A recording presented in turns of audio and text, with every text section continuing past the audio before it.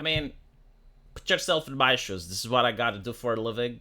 I go on the internet and I find news that like things that actually are happening in the world. Like this involves adults, and you get exposed to this constantly on a daily basis, and you end up not being able to tell if it's satire or not.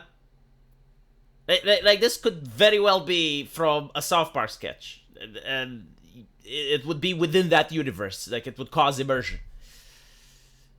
And apparently it's not satire, right? Because ABC News is presenting it. So let's listen to what it is. I mean, look at these thunderous applauses. Now, what I love is that this isn't like a community thing. Like, they're trying to present it as a community thing, but there's like 6 or 7 people here, which is pretty much how the left exercises power. Like, these people are in some position of authority, and they get to do their things and also pretend that everyone is cheering, everyone is clapping. You're just removing a street sign, and you're pretending that, I don't know, you managed to win the new civil rights movement. LA City Council members Hugo Soto Martinez and Nithya Raman were on hand today to help remove the signs. They say the no cruising and no U-turn signs were put up in the 1990s to prevent people in the gay community from meeting up with other gay people. I want you to notice how the mainstream media gives authority to this. Like, really, no one would care outside of this little community.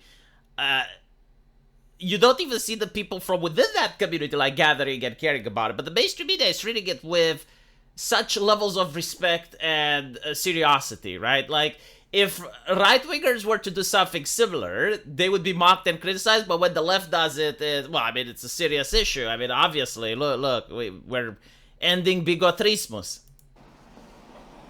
I was also surprised that these U-turn signs were still up. And at first, they seem a little, oh, okay, it's just a no U-turn sign. But when you learn the history of it and you realize that these were used to profile gay people, it's so important that we have these removed.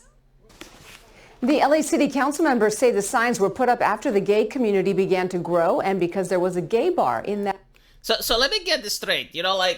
This is why their stories never make sense, because we're only hearing one side of the issue. Like, the mainstream media isn't doing actual investigative journalism, and it's like, okay, well, if you want to cover this, let's actually find out who put them up, and let's see if this was actually the case. Because it doesn't make sense to me if there's a gay bar in the area. So you're allowing a gay bar in the area, but at the same time, you don't want gayness. This is happening in LA, right? So it's in San Francisco. Like, we're not talking about Texas or anything like that. We're not talking about Florida.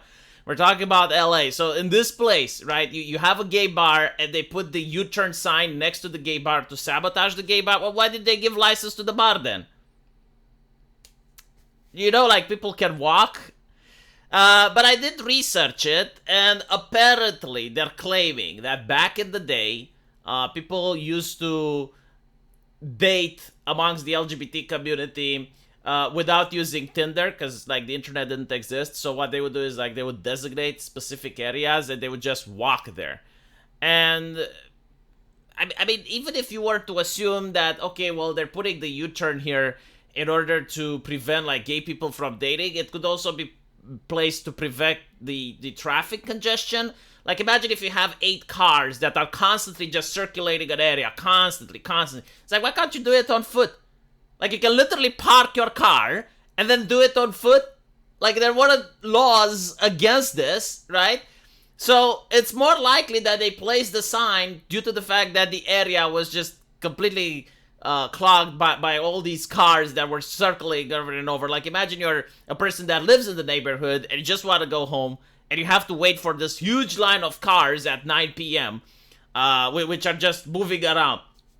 But there's also, like the thing with the left just using the constant fallacy. Like, they like to consider themselves educated and intelligent, but they use so many fallacies, and one of them is the genetic fallacy, right? Like, if something came from a bad place, then that thing must be bad.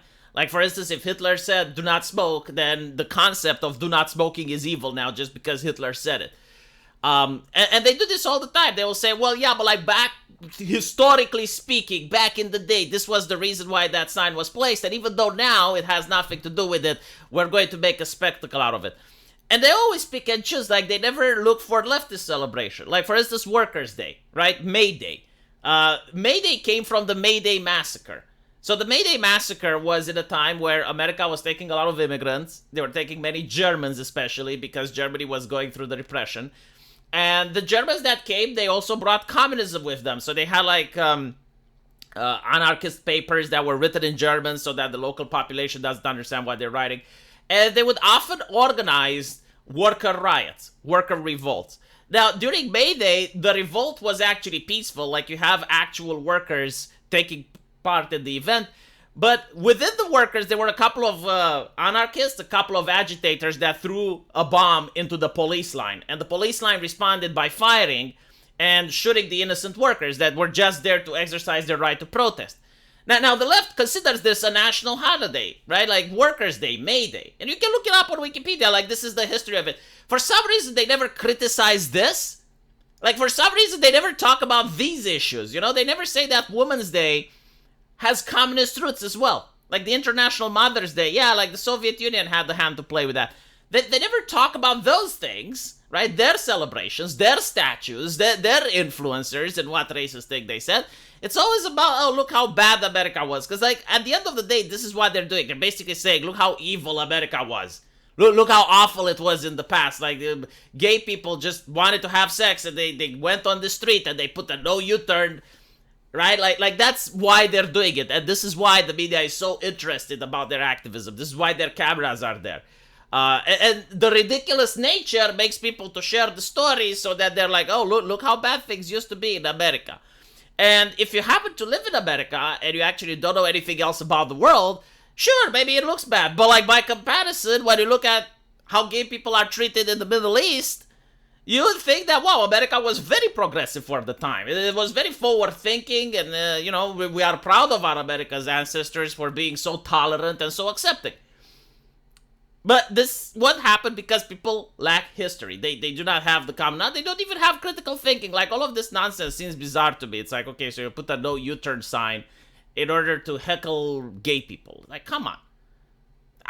Like, how petty is that? How petty is someone from the government that would do something like that? I will believe it, you know when you actually go and you ask someone that actually did place those signs. So I can hear his side of the story, and then I can compare and make up my mind on what actually happened. Because I'm not willing to make up my mind on a story based on just what one group of people are claiming, without hearing the other. So anyway, let me know what you guys think. And as usual, I will see you in the comment section. Take care.